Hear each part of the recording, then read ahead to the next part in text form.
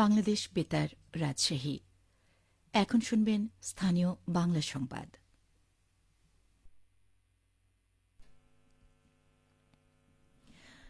আসসালামু আলাইকুম। আজ মঙ্গলবার ৮ই পৌষ, ২রা রজব, ২৩শে ডিসেম্বর।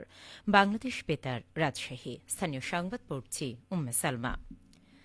আগামী ১২ই ফেব্রুয়ারি নির্ধারিত সময়ে দেশে জাতীয় নির্বাচন অনুষ্ঠানের ব্যাপারে প্রধান উপদেষ্টা প্রফেসর মোহাম্মদ ইউনুস তাঁর অঙ্গীকার পুনর্ব্যক্ত করেছেন।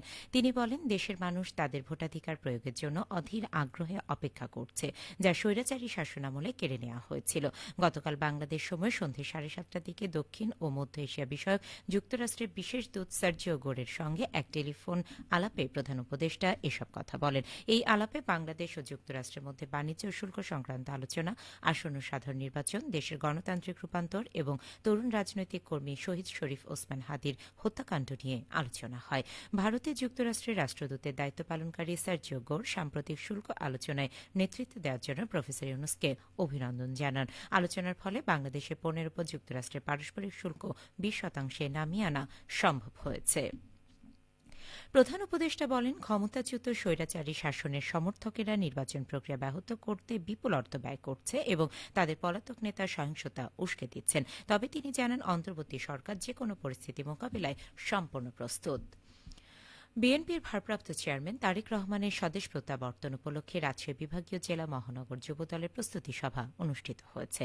সভায় প্রধান অতিথি ছিলেন কেন্দ্রীয় যুবদলের দপ্তর সম্পাদক নুরুল ইসলাম সোহেল। সভাপতিত্ব করেন পাবনা জেলা যুবদলের আহ্বায়ক ইলিয়াস আহমেদ হিমেল রানা। সঞ্চালনা করেন রাজশাহী মহানগর যুবদলের ভারপ্রাপ্ত আহ্বায়ক শরীফুল ইসলাম জনি। সভায় বক্তারা তারেক রহমানের স্বদেশ প্রত্যাবর্তন উপলক্ষে ঘোষিত কর্মসূচি সফল করতে ঐক্যবদ্ধভাবে কাজ করার আহ্বান জানান। এদিকে বিএনপির ভারপ্রাপ্ত চেয়ারম্যান তারেক রহমানের স্বদেশ প্রত্যাবর্তন উপলক্ষে বগুড়ায় মিছিল ও সমাবেশ অনুষ্ঠিত হয়েছে।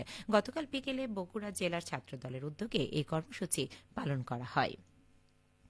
জেলা ছাত্রদলের সভাপতি হাবিবুর রশিদ সন্ধান সরকারের সভাপতিত্বে এবং সাধারণ সম্পাদক এম আর হাসান পলাশের সঞ্চালনায় সমাবেশে বক্তব্য রাখেন জেলা বিএনপির সভাপতি রেজাউল করিম বাদশাহ, বিএনপি কেন্দ্রীয় নির্বাহী কমিটির সদস্য আলী আজগর তালুকদার হেনা।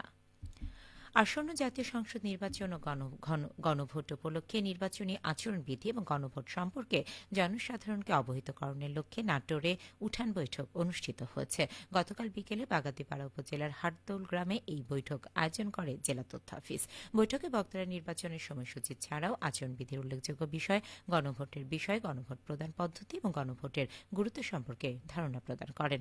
ভারপ্রাপ্ত জেলা তথ্য অফিসার রেজওয়ান মোর্শেদ বৈঠকে সভাপতিত্ব করেন। পরে জাতীয় সংসদ নির্বাচন ও গণভোট সংক্রান্ত প্রামাণ্য চলচ্চিত্র প্রদর্শন করা হয়। এছাড়া দিনব্যাপী বাগাতিপাড়া উপজেলার বিভিন্ন গুরুত্বপূর্ণ স্থানে জাতীয় সংসদ নির্বাচন ও গণভোট সংক্রান্ত বিষয়বলির সড়ক প্রচারণা চালানো হয়। নওগাঁর সাপাহার উপজেলার ঐতিহ্যবাহী জবই বিলে আনুষ্ঠানিকভাবে মৎস্য আহরণ শুরু হয়েছে। গতকাল উদ্বোধনী অনুষ্ঠানে প্রধান অতিথি ছিলেন নওগাঁর জেলা প্রশাসক মোহাম্মদ সাইফুল ইসলাম। চলতি মৌসুমে জবই বিল থেকে প্রায় ৭৫০ মেট্রিক টন মাছ আহরণের লক্ষ্যমাত্রা নির্ধারণ করা হয়েছে, যার বাজার মূল্য আনুমানিক ৩০,৭৫,০০,০০০ টাকা, যা গত বছরের তুলনায় বেশি। সাপাহার উপজেলা নির্বাহী অফিসার রোমানা রিয়াজের সভাপতিত্বে উদ্বোধনী অনুষ্ঠানে স্থানীয় সরকার বিভাগের উপপরিচালক টি এম এ মমিন সহ কর্মকর্তাগণ উপস্থিত ছিলেন। সংশ্লিষ্টরা আশা করছেন, আবহাওয়া অনুকূলে থাকলে এবং যথাযথ ব্যবস্থাপনায় মাছ ধরা চললে স্থানীয় অর্থনীতিতে এই বিল বড় ধরনের অবদান রাখবে। খেলার খবর, ফুটবল।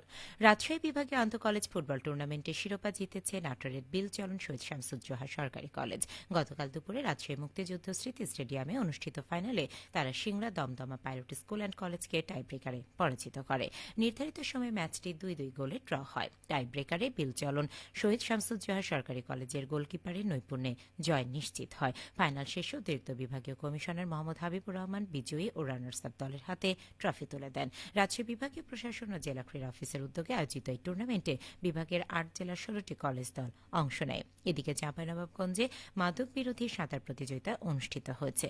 গতকাল জেলা প্রশাসন ও মাদকদ্রব্য নিয়ন্ত্রণ অধিদপ্তর জেলা কার্যালয় এই প্রতিযোগিতার আয়োজন করে। চাঁপাইনবাবগঞ্জ জেলা স্টেডিয়াম সংলগ্ন সুইমিং পুলে এই প্রতিযোগিতা অনুষ্ঠিত হয়। মাদকদ্রব্য নিয়ন্ত্রণ অধিদপ্তরের জেলা কার্যালয়ের উপপরিচালক চৌধুরী ইমরুল হাসানের সভাপতিত্বে অনুষ্ঠিত মাদক বিরোধী সাঁতার প্রতিযোগিতায় প্রধান অতিথি ছিলেন অতিরিক্ত জেলা ম্যাজিস্ট্রেট মোহাম্মদ আনিসুর রহমান।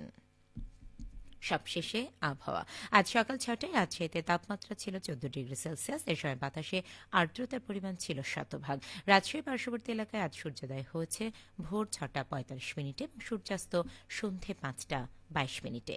সংবাদ শেষ হলো। আমাদের পরবর্তী স্থানীয় সংবাদ প্রচারিত হবে দুপুর ১২টা ১০ মিনিটে।